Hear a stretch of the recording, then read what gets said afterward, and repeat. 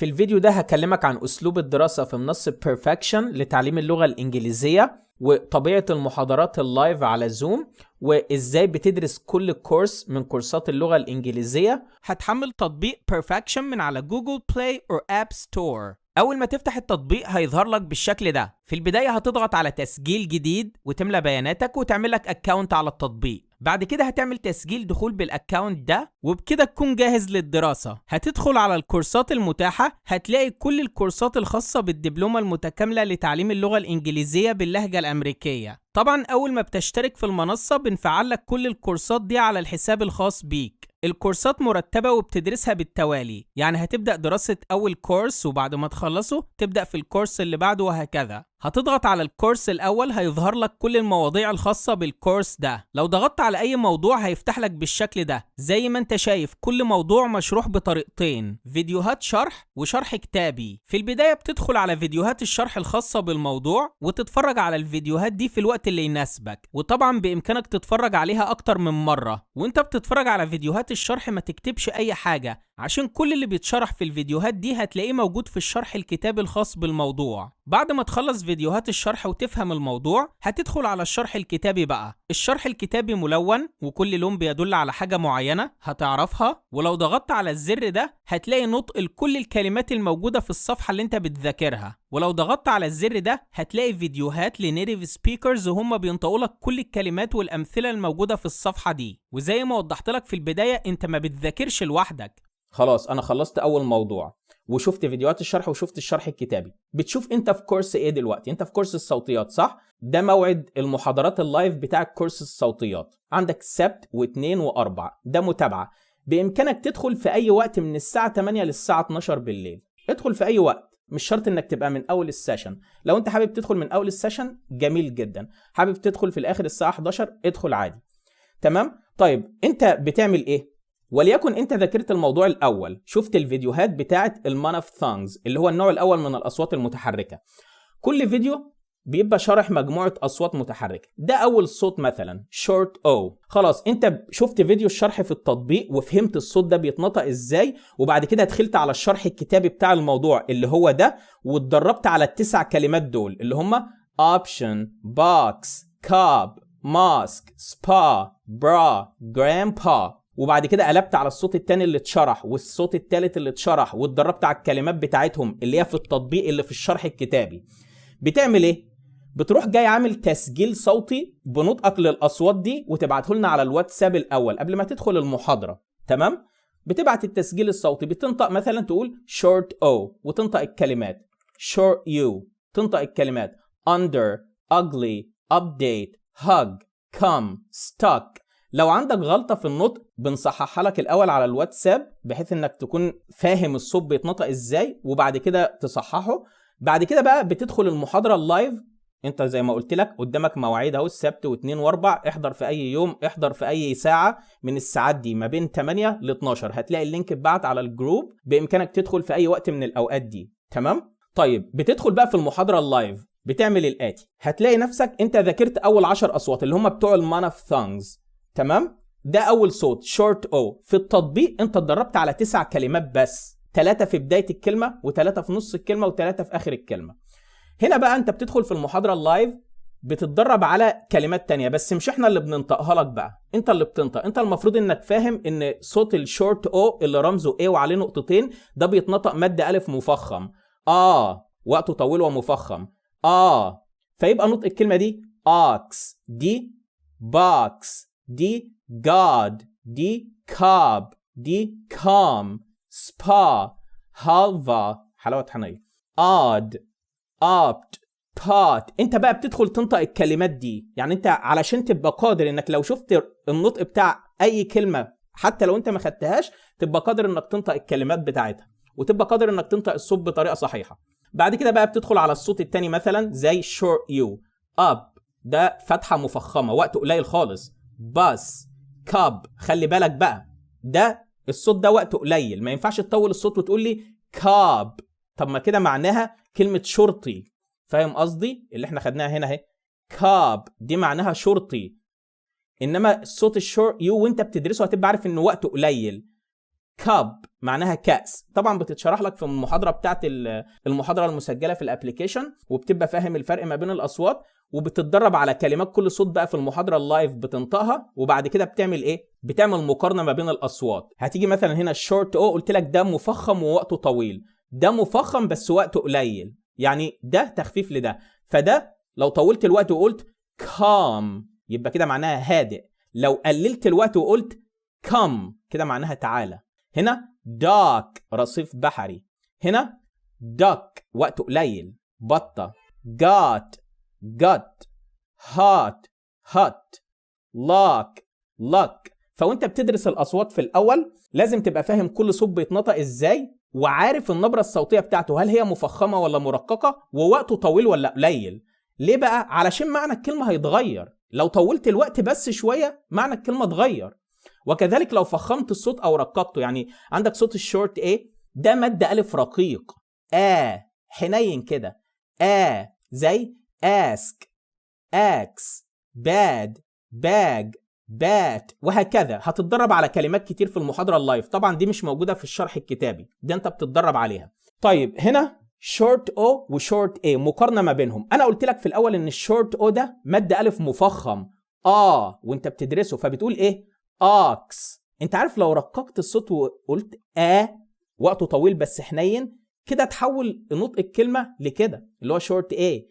اكس يعني دي ثور اللي هو الثور، وده فأس. لو قلت كام كده معناها هادئ، كام حنين، كام ده يعني الكاميرا، كاب ده شرطي، كاب تاكسي، you should take a cab يعني المفروض تاخد تاكسي على فكرة، هات ده حر او ساخن، هات ده قبعة. فعشان كده لازم تبقى وانت بتدرس الاصوات عارف كل صوت بيتنطق ازاي، وعارف النبرة بتاعته هل هي مفخمة ولا رقيقة، وعارف هل وقته طويل ولا قليل، علشان طبعا هيفرق جدا في معاني الكلمة. ده بالنسبة لكورس الصوتيات. تمام؟ اسلوب الدراسة انت بتفتح التطبيق وتذاكر فيديوهات الشرح بتاعت الموضوع وتفهمه وتتدرب على الاصوات الخاصة بيه لو انت في كورس الصوتيات مثلا، وبعد كده بتتدرب على الكلمات اللي موجودة في الشرح الكتابي عشان تبقى تتدرب على كل صوت كويس. بعد كده بتدخل المحاضرة اللايف. انت النهاردة مثلا ذاكرت المانوفثانجز اللي هم اول 10 اصوات متحركة النوع الاول، بتدخل بتروح في اي وقت من الساعة 8 للساعة 12 بالليل تقول مثلا انا ذاكرت المانوفثانجز، بنفتح الكلمات الخاصة بالمانوفثانجز بتاعت التدريبات دي وبتنطق بقى ايه الكلمات دي. طيب لو انت عندك غلطة بنصححها لك وبنعرفك انت ضعيف في الصوت ايه وتتدرب عليه تاني، وبعد كده تدخل تتابع فيه مرة تانية. طب انت فهمتها وما عندكش اي اخطاء، بتستنى بقى وزميلك بينطق، الشخص اللي بينطق التاني ده لو عنده اخطاء بنقول لك بعد اذنك طلع الاخطاء اللي في النطق بتاعه، علشان بس تتدرب على انك تبقى فاهم الشخص اللي قدامك ده بينطق صح ولا غلط وايه الصح. ده بيخليك تبقى متقن للاصوات بنسبة كبيرة جدا ان شاء الله. طيب لو انت مثلا اتفرجت على محاضرة الشرح المسجلة وما فهمتهاش، المستر اللي هيكون معاك في اللايف هيشرحها لك ان شاء الله، هيدربك على كل حاجة فيها ويشرح لك اي نقطة انت مش فاهمها. ده بالنسبة لكورس الصوتيات. طب مثلا واحد هيقول لي انا مثلا بذاكر في المانوفثانجز واحد تاني في الديفثانجز، عادي، في كلمات وتدريبات خاصة بالديفثانجز والتايبس اوف ار والتايبس اوف ال وكل المواضيع. انت بتدخل في اي وقت تقول والله انا خلصت الموضوع كذا، بنفتح لك الموضوع الخاص بيك انت وبتتدرب على الكلمات الخاصة بيك انت. فاهم قصدي؟ طبعا ال4 ساعات دول اللي هم بتوع التدريب الخاص بكورس الصوتيات بيبقى في تنسيق معانا. الساعة الأولى أنت فاضي فيها خلاص احنا هندخلك في الساعة الأولى، بحيث إن العدد يكون إيه مثلا من 8 ل 10 أشخاص بالكتير، والتانية الساعة التانية بيبقى فيها ده مناسبة ليك بتدخل فيها وهكذا. طيب ضروري نحفظ الكلمات اللي لا نشوفها في الشرح الكتابي يعني؟ لا ما تحفظش أي حاجة. حفظ الكلمات مش هيكون بالشكل ده، حفظ الكلمات هيكون بالشكل ده، أدى الكلمة المعنى بتاعها وأشهر الجمل اللي أنت ممكن تستخدمها في حياتك في الكلمة دي، تتدرب عليها بالنطق الصحيح وهكذا. شورت كل الكلمات بقى هتكون معاك في الابليكيشن لما توصل ليها يعني إن شاء الله. تمام؟ ده بالنسبة للكلمات. إنما في كورس الصوتيات أنت الغرض من الموضوع زي ما أنت اتعلمت الكتابة كده، قعدت تتعلم A B C D وهكذا والحروف بتتكتب إزاي، أنت دلوقتي بتتعلم الأصوات بتتكتب إزاي وبتتنطق إزاي، بحيث إنك لما تشوف أي كلمة قدامك تقدر تنطقها بطريقة صحيحة. دي أول خطوة. بعد ما بتنطق الكلمة بطريقة صحيحة هتوصل للي قدامك المعنى بطريقة صحيحة. طيب هل هتلاقي حد بقى بينطق لك كل كلمة لوحدها منفصلة كده؟ يعني مفيش الكلام ده. هل هتلاقي واحد بيقول لك if you wanna succeed in your life you gotta follow these steps؟ مفيش حد بينطق كل كلمة لوحدها. يعني أول كورس بيعلمك إنك تنطق أول كلمة لوحدها بس. طب بعد كده بتدرس كورس المقاطع الصوتية وقواعد وصل الكلام علشان تتعلم إزاي بقى تربط ما بين كل كلمتين متتاليتين في الجملة وتنطق الجملة على بعضها بصورة متصلة. يبقى النطق النهائي if you wanna succeed in your life you gotta follow these steps. Number 1, decide. Just decide what you want in your life, bro. What do you want in your marriage? What do you want with your son and your daughter? What do you want in your health? وهكذا. طيب كورس المقاطع الصوتية وقواعد وصل الكلام ده بتدرسه ازاي بقى؟ اولا انا عاوز افهمك حاجة، مش كل المشتركين في كورس الصوتيات، لا، انت دلوقتي في عدد من المشتركين خلص كورس الصوتيات وكورس المقاطع الصوتية وقواعد وصل الكلام، وبالتالي مش هيحضر في المحاضرات دي خلاص، هو دخل بقى في كورس الجرامر والمحادثة والاستماع وهكذا، فمفيش داعي انه يرجع يحضر المحاضرات دي تاني خلاص. فعشان كده العدد بيبقى ايه؟ قليل معاك في المحاضرة اللايف. بتتدرب كويس، وان شاء الله هنوفر مواعيد صباحية الفترة الجاية بحيث ان اللي عنده شغل بالليل يحضر الصبح، اللي عنده شغل الصبح يحضر بالليل. انت بتتدرب وبعد ما بتخلص الكورس ده خلاص مش هتحضر في المواعيد بتاعته تاني، هتدخل بقى على المواعيد التانية. مثلا انت خلاص دلوقتي خلصت الكورس الاول، هتدخل على الكورس التاني، هتحضر في المواعيد بتاعته في اي وقت، وهتنضاف قلنا مواعيد صباحي الفترة الجاية ان شاء الله. طيب كورس المقاطع الصوتية وقواعد وصل الكلام ده بتتعلم فيه ايه؟ طبعا بتتعلم فيه كل ازاي تحدد بداية ونهاية المقطع الصوتي في الكلمة، وازاي بتربط ما بين المقاطع الصوتية، وايه الاصوات اللي بتتحذف من الكلمات، وطريقة نطق الكلمات وهكذا. خلينا افهمك ازاي. يعني مثلا انت عندك قاعدة بتقول لك ايه؟ ان تي متحرك، بنحذف التي وننقل الان في بداية المقطع الثاني، فبتقول 20. هنا الكلمات الامثلة الخاصة عليها wanted, pointer, counter، كل دي فيها ان تي وبعدها صوت متحرك فبتحذف التي، فيبقى نطق الكلمة اهو wanted, pointer, counter, center اللي هي center وهكذا. كل دي الكلمات بتدرس القاعدة بتاعت النطق الخاصة بالكلمة وتتدرب على الأمثلة بتاعتها. وطبعا في الشرح الكتابي قلت لك بيبقى الكلمات دي منطوقة بالنطق النهائي الصحيح، وبتسمع فيديوهات لنيتيف سبيكرز وهم بينطقوها. تمام؟ طيب بعد ما بتخلص المقاطع الصوتية بتدخل بقى على قواعد وصل الكلام اللي هو ازاي تنطق الجملة على بعضها بقى بصورة متصلة. عندك بقى القواعد دي، يعني مثلا لو انت عندك كلمة منتهية بصوت متحرك جه بعدها كلمة تبدأ بصوت ساكن، خلاص ما بتعملش اي حاجه، بتنطق الكلمتين منفصلتين تماما. يعني هنا to منتهيه بصوت متحرك اهو ملون بالازرق، بعدها late بدأ بصوت ساكن، خلاص دي هتتنطق لوحدها ودي لوحدها. too late دي قاعده تانية. اي كلمه منتهيه ب r sound هتدرس انت الصوت ده في types of r، لو جه بعدها كلمه تبدأ بصوت ساكن بتحذف ال r، فما بتقولش بقى for you، بتحذف ال r فتبقى for you. your face R sound بعدها كلمة تبدأ بساكن بتحذف الار فتبقى your face وهكذا. طيب في قواعد كتير بقى، قاعدة كمان عشان هنستخدمها دلوقتي في الفيديو اللي هو بيقول لك لو عندك كلمة منتهية بساكن جه بعدها كلمة تبدأ بصوت متحرك، انت لو بتنطق كل كلمة لوحدها هتقول ايه؟ هتقول stop وتقف وبعد كده it، مفيش اي مشكلة. انما لما تيجي تنطق الجمله على بعضها بصوره متصله بتشوف ده الكلمه دي منتهيه بساكن جه بعدها كلمه تبدا بصوت متحرك، فبتشيل الساكن من هنا وتحطه هنا، فبقى عندك ازاي stop it stop it. ده النطق النهائي بقى عشان توصل الكلام وتنطق الجمله على بعضها. هنا take it، ما تقوليش ده الكلمه دي منتهيه بايه، لا ماليش دعوه بالحروف، القواعد كلها بتطبق على الاصوات، وعشان كده انت بتدرس الاصوات ورموز الاصوات عشان تبقى عارف الكلمه دي منتهيه بساكن ولا متحرك، واللي بعدها بدا بساكن ولا متحرك، فتقدر تطبق القواعد بتاعه النطق وتنطق الجمله على بعضها بصوره متصله، ولما تنطق صح لما حد يتكلم قدامك تسمعه وتفهمه. فهنا عندك take منتهيه بساكن جه بعدها كلمه تبدا بصوت متحرك، فبتشيل الساكن من هنا وتحطه هنا فتقول take it. النطق النهائي take it take it، واخد بالك؟ ده بالنسبة للقواعد. طب انت بقى بيبقى معاك شرح لكل القواعد دي في التطبيق، بتتفرج على فيديو الشرح بتاع كل قاعدة، وبعد كده بتدخل على الشرح الكتابي تتدرب على الكلمات دي وتسمع النطق بتاعها زي ما وضحنا، وكذلك تسمع فيديوهات لنيتيف سبيكرز وهم بينطقوها، وبعد كده بتدخل المحاضرة اللايف. طيب هتتدرب على حاجة زي دي ازاي في المحاضرة اللايف؟ بيبقى عندك جملة زي دي I bust the windows out your car، ده اسم أغنية، بيبقى مكتوب لك تحت كل كلمة النطق بتاعها. I ده long I، بتدرس انت الأصوات الأول وبتكون قادر انك تفهم بقى النطق ده وتنطقه بكل سهولة في أول أسبوعين إن شاء الله. I bust the windows out your car. كده انت بتنطق كل كلمة لوحدها. بنديك الجملة وبنقول لك انطق بقى كل كلمة لوحدها الأول علشان نتأكد انك فاهم كورس الصوتيات. خلاص انت فاهمه وبتنطق كل كلمة.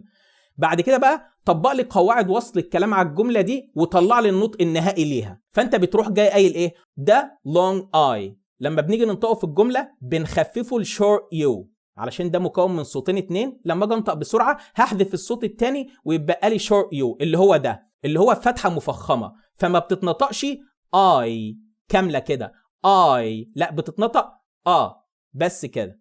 بعد كده bust. انا قلت لك لو كلمة منتهية بصوت متحرك واللي بعدها بادئ بالساكن مش دي بتتنطق لوحدها ودي بتتنطق لوحدها؟ فهنزل دي زي ما هي a bust. بس انا عندي قاعدة بتقول في القواعد اللي انت هتدرسها طبعا اي كلمة منتهية بتي لو قبلها ساكن وبعدها الساكن بتحذف التي، فتقول a bus. هتقول لي التي راحت فين؟ خلاص اتشالت. a bus. تمام. الذال دي بتتحول لما تيجي تنطق في قواعد وصل الكلام للدا. عارف صوت الدي بس وانت لسانك بره، فبيبقى رمزه الدي وتحتها شرطه كده اباس دا. خلي بالكم كل القواعد دي ممكن تكون باينه لك صعبه دلوقتي، بس وانت بتدرسها كل الكلام ده مش هياخد منك شهر. في ناس خلصته في اقل من شهر معانا دلوقتي في السيشن، والموضوع بسيط جدا ما تقلقش. فمش عاوزك تكون مفكر ان الرموز صعبه والدنيا صعبه، الموضوع تافه جدا. بس انا بفهمك هيوصلك لايه. أباس دا. شفت النطق اختلف، مش I bust ذا تبقى أباس دا. متحرك بعده ساكن قلنا دي بتتنطق لوحدها ودي بتتنطق لوحدها، فتبقى أباس the windows عادي خالص. أباس the windows.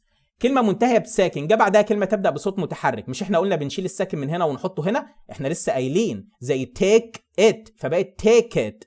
هنا هنشيل الزد من هنا ونحطها هنا فتبقى windows out. أباس the window أباس the windows out. عندك أي كلمة في اللغة الإنجليزية منتهية بتي لو جا بعدها يو أو يور بتاخد التي والواي وتخليهم تشه. عارف صوت التشه؟ فتبقى oucher. هتقولي فين الشين في الموضوع؟ هي بتتنطق كده oucher. إحدى طرق النطق طبعا ممكن تتنطق بهمزة وممكن تتنطق بطريقة تانية. هتدرس كل ده في قواعد وصل الكلام. فهنا بتقول إيه؟ oucher وفي زد احنا واخدينها من هنا فتبقى windows oucher. أباس the windows oucher. اي كلمه منتهيه ب sound فاكر اللي هي your face في you جا بعدها كلمه تبدا باي صوت ساكن انت درسته بتحذف الار، فكانك هتشيل الار من هنا فتبقى windows out your car. windows out your car. ده النطق اللي انت بتسمعه وتحس بقى ان هو بياكل الكلام والهري ده، فاللي هو ايه؟ أباس the window أباس the windows out your car. نطق النهائي أباس the windows out your car. أباس the windows out your car. أباس the windows out your car. أباس the windows out your car. طبعا انت بتحسس دلوقتي ان الموضوع صعب بس الموضوع سهل. طيب احنا بنقيم ازاي هل انت عارف قواعد النطق ولا لا؟ ما انت لما بتطبق القواعد قدامي بقول لك لا انت غلط. طب لو انت طبقتها صح انطق بقى الجملة النهائية، وبعد ما بتنطق الجملة النهائية بيبعت لك الفيديو بتاعها مثلا على الجروب هنا كده، افتح اسمعه وشوف هل النطق اللي انت طلعته هو نفس نطق المغني او الممثل ولا لا. فاهم قصدي؟ في المحاضرة اللايف بيبقى فيه جمل كتير بقى انت بتدخل تطبق القواعد بنفسك ونشوف هل انت هتطلع النطق النهائي ولا لا. لو طلع النطق النهائي صح يبقى انت كده 100 100 وفاهم القواعد. طب هل القواعد اللي انت هتدرسها في الكورس ليها حالات شاذة؟ مفيش حاجة اسمها حالة شاذة. انت معاك مجموعة قواعد هتطبقها هتطلع النطق النهائي. في البداية هتبقى بتفكر وانت بتطبق القواعد دي، بعد كده انت هتلاقي نفسك بتنطق الجملة على طول بدون ما تفكر كتير في تطبيق قواعد وصل الكلام. هي خلاص انت عارف ان دي بعدها دي هتنطق كذا وهكذا بالممارسة. طيب واحد مش فاضي مثلا من الساعة 8 ل 12 بالليل، بإمكانه ان هو يعمل تسجيل صوتي بنطقه للكلمات دي واحنا هنصححه له على الواتساب.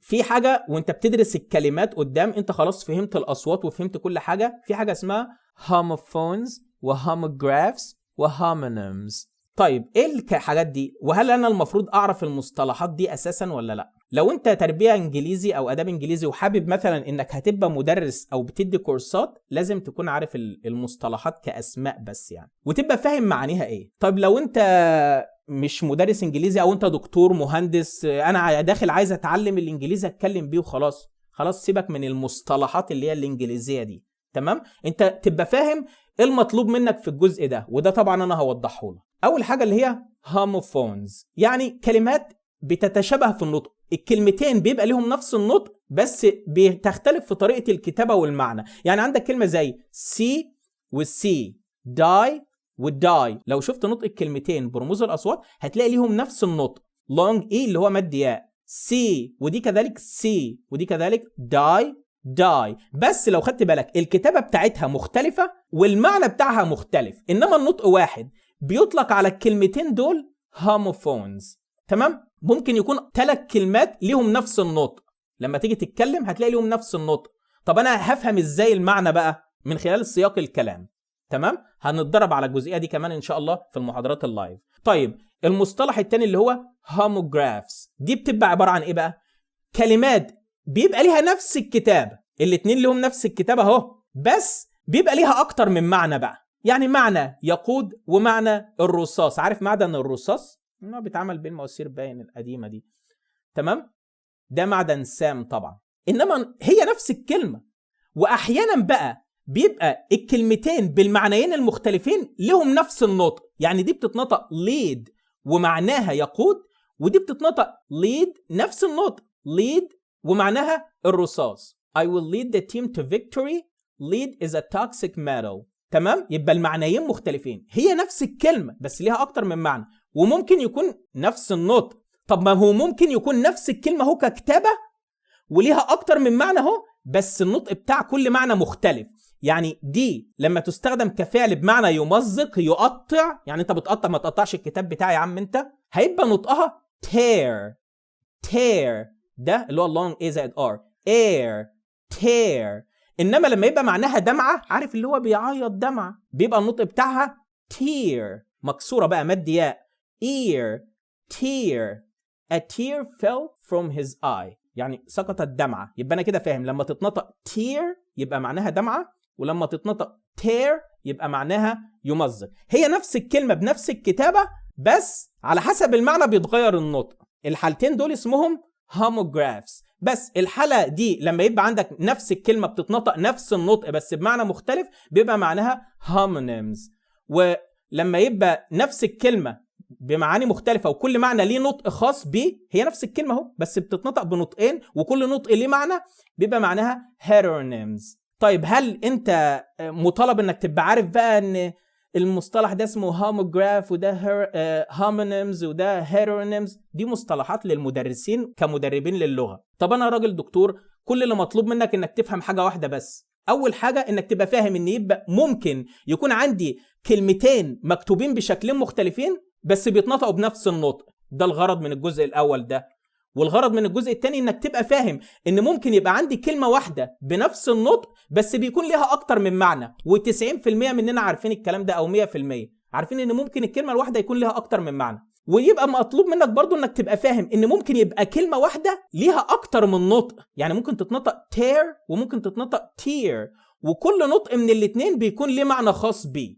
ده المطلوب منك انك تفهمه في الجزئية دي، انما بقى مش مطلوب منك انك تعرف الاسماء الانجليزي. واضحة الحتة دي يا جماعة؟ طيب بعد ما انت تخلص الجزء ده انا هتتدرب ازاي؟ هتدخل بقى الاول على common English homophones، هتلاقي امثلة B و B هم نفس النطق، ودي فعل ودي اسم، بس دي معناها يكون ودي معناها نحلة، وبتعرف ايه؟ امثلة عليها. وبعد كده C وتاخد امثلة عليها.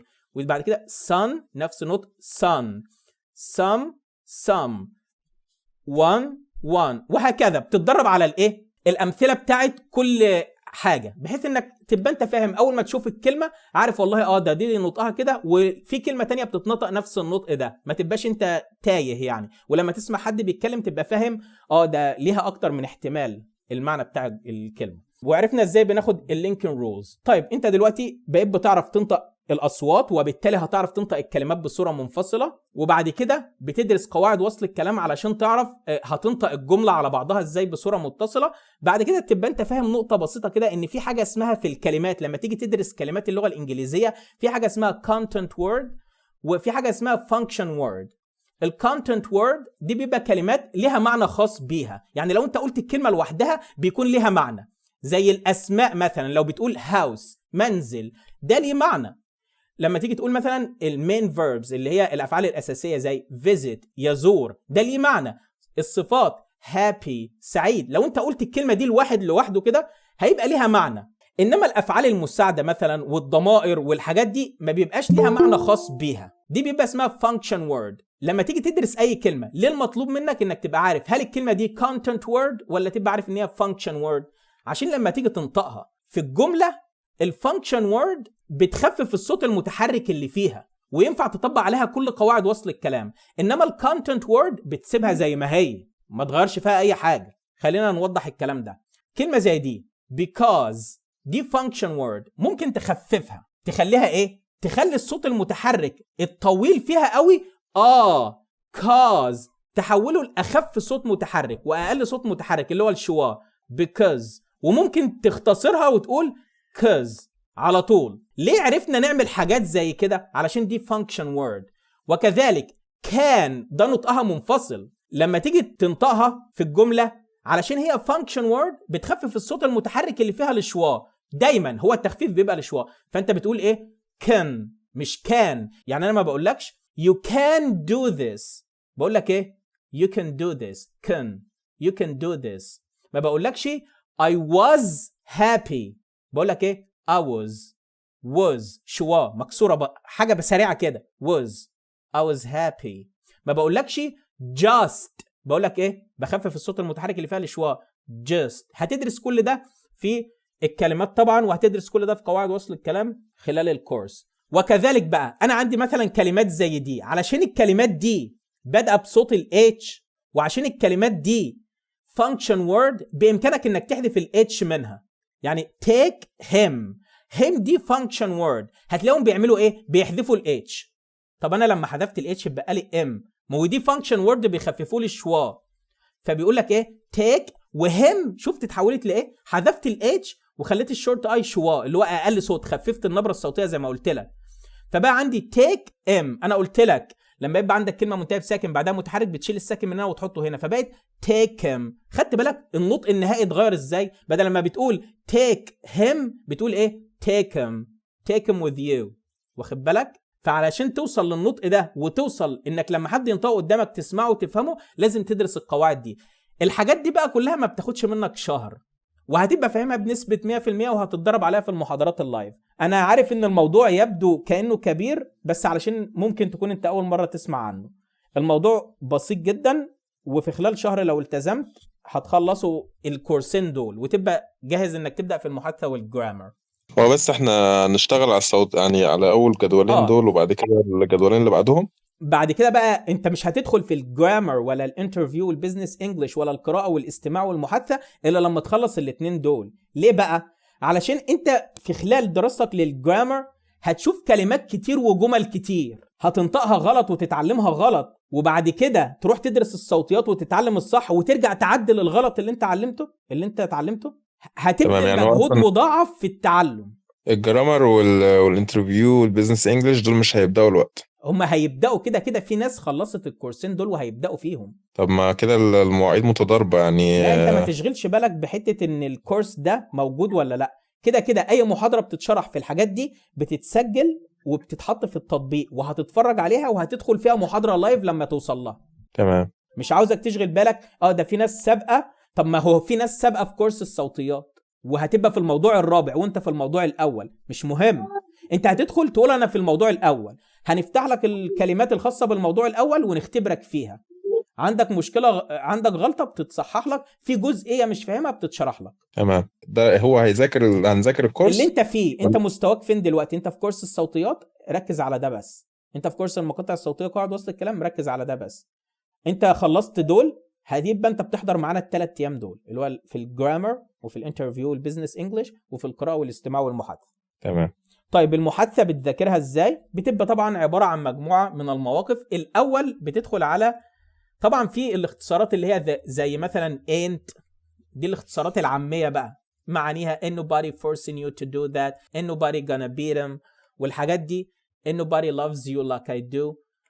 بتفهم معنى ain't معناها ايه علشان لما تسمعها في فيلم او في اغنيه او اي حاجه تبقى فاهم معناها. وطبعا معناها بيختلف باختلاف موقعها في الجمله، لو جيت في بدايه الجمله بيبقى ليها معنى، ولو جيت في نص الجمله بيبقى ليها معنى تاني. بتدرس الكلام ده طبعا قبل ما تبدا في المحادثه، وكذلك بتدرس واتشا المعاني بتاعتها وهي اختصار لايه. يعني مثلا بدل ما تقول what are you doing ممكن تشيل what are you وتقول what you doing. تمام. بتتفرج بقى ايه على الاختصارات دي وتبقى فاهمها برضو، وفاهم ازاي بتستخدم في الجمله قبل ما تبدا في المحادثه. بعد كده بتدخل على المواقف اليوميه، هتلاقي كل موقف معمول بطريقه اللي انت اتدربت عليها في قواعد وصل الكلام اللي انت ذاكرتها. كل جمله مكتوب قدامك النطق بتاعها، ومكتوب النطق النهائي بعد تطبيق قواعد وصل الكلام. ده احنا خففنا sound والشواء وجا بعدها كلمه تبدا بساكن فحذفنا الار والحاجات دي. يعني هتبقى انت فاهم كل حاجه. what's your هتتنطق watcher ونضيف r what's your age ده النطق النهائي، وهكذا. فاهمني؟ are you kidding me you look so much younger than this انت بتهزر، انت شكلك اصغر من كده بكتير، وهكذا. دي كجمل كبدايه، بس انك تفك العقده اللي في لسانك، تبقى قادر انك تنطق الجمل الكبيره دي بنطق صحيح وبصوره متصله. بتتدرب على اول 10 مواقف. طبعا الجمل دي بتبقى مشروحه في فيديوهات شرح حته حته. ده هنا ساكن بعده كلمه تبدا بساكن فنحط سكون. دي منتهيه بدارك ال بعدها كلمه تبدا بساكن بامكانك تحذف ال، وهكذا. ده منتهي بساكن بعده متحرك فبتشيل ده هنا وتحطه هنا، وتتدرب على الجمله. كفيديو شرح بتبقى منطوقه حته حته ومنطبق قدامك كل قواعد النطق اللي انت درستها، بحيث انك تبقى وصلت للنطق النهائي. Some people think I'm much younger than my age ده اللي انت هتسمعه كنطق نهائي. وفي الشرح الكتابي هتلاقيها منطوقه، لو ضغطت على الجمله اللي فوق كده هتلاقيها اتنطقت لك بسرعه. Some people think I'm much younger than my age. ولو نطقت على كلمه تدريب هتتنطق لك ازاي؟ some people think I'm much, some people think I'm much younger, some people think I'm much younger than, some people think I'm much younger than my age. بحيث انك تتدرب على جزئيه جزئيه وتردد وراه. تمام؟ في الجزء بتاع التدريب قبل ما تدخل المحاضره اللايف. طيب ده بالنسبه للمواقف. كل الجمل المستخدمه في كل المواقف بقى انت بتتدرب عليها. فاهمني؟ دي المواقف الاوليه. بعد كده انت هتدخل بقى في كورس رحله ال90 يوم طلاقه. هنا بقى مقسم لاسابيع، كل اسبوع بيبقى خاص بشويه مواضيع، وفي نهايه الاسبوع ده بتلاقي 5 قصص. في نهايه الاسبوع بتلاقي 5 قصص قصيره، ده للتدريب على الاستماع، وقطعه للتدريب على القراءه. ده كرحله ال90 يوم طلاقه. طيب بيبقى عامل ازاي؟ هنا مثلا انت بتتكلم عن عائلتك، دي كل الاسئله اللي انت ممكن تسال حد بيه عن عيلته، وكذلك الاجابات اللي ممكن تجاوبها. تمام؟ يعني مثلا بتقول للواحد how many siblings do you have انت عندك كم اخ؟ do you have any siblings انت عندك اخوات؟ الاجابات بقى لا والله انا ما عنديش اخوه، انا وحيد. انا عندي 4 اخوات، اخين واختين. عندي اخ واختين. ما عنديش غير اخين رجاله، ما عنديش اخوات بنات. انا ما عنديش غير اختين صغيرين، اختين صغيرتين، ما عنديش اخوات ولاد. كل الاحتمالات اللي ممكنه انت بتعملها. طب انت عندك اخوات اكبر منك، انت عندك اخوات اصغر منك، طب انت ترتيبك في اخواتك؟ انت الكبير ولا الصغير ولا في النص؟ وازاي تقول انا اكبر واحد، انا تاني اكبر واحد، احنا 5 انا تاني اكبر واحد، انا اللي في النص، انا اصغر واحد، انا اخر العنقود، والحوارات دي ازاي تقولها؟ بتتدرب بقى انت على الكلام ده، وازاي تتكلم عن اسرتك وعن عائلتك وكل فرد من افراد الاسره، والحاجات دي بتتعلمها. وبعد كده بعد ما بتذاكر الموضوع والاجابات النموذجيه دي، انت طبعا بيبقى معاك مجموعه من الاسئله في كورس المحادثه بتحاول تتدرب عليها. يعني هنا مثلا انت بتتكلم عن نفسك، give me a brief introduction about yourself، اللي هو قدم لي نفسك كده. لازم تكون قادر انك تعرف اسمك وعمرك وانت مواليد كام وعيد ميلادك امتى، وانت بتحتفل بعيد ميلادك ولا لا، طب انت برجك ايه، عارف العلامات المميزات بتاعه برجك، انت مؤمن بالحاجات دي ولا لا. الاجابات بتاعت الاسئله دي كلها، وانت عايش فين او اتولدت فين ودلوقتي عايش فين، انت عايش لوحدك ولا مع والديك، عايش في بيتك ولا في شقه مستاجره، انت عايش مع مين، الحاجات دي. وتتكلم انت كليتك ايه ودراستك ايه ومجالك ايه. الاجابات بتاعت كل الحاجات دي هتلاقيها في كورس رحله ال90 يوم طلاقه. كل موضوع ليه السؤال والاجابات بتاعته ككل، كل الكليات بكل الاقسام بكل حاجه. هتدخل على رحله ال90 يوم طلاقه وتجهز الاجابات على الاسئله دي، بحيث انك لما تدخل محادثه تعرف تتكلم فيها ان شاء الله. طبعا بينضاف مواضيع جديده كل اسبوع. هنضاف مواضيع الفتره الجايه، وهيبقى في اسئله اضافيه هتبعت لك برضو على الجروب. ده الناس اللي هو خلصوا اول كورسين وبداوا في المحادثه. بالنسبه للجرامر فانت بتدرسه بقى بالكامل طبعا الاجزاء الكلام، وبعد كده بتدخل على تكوين الجمله وبتدرس الازمنه واستخداماتها.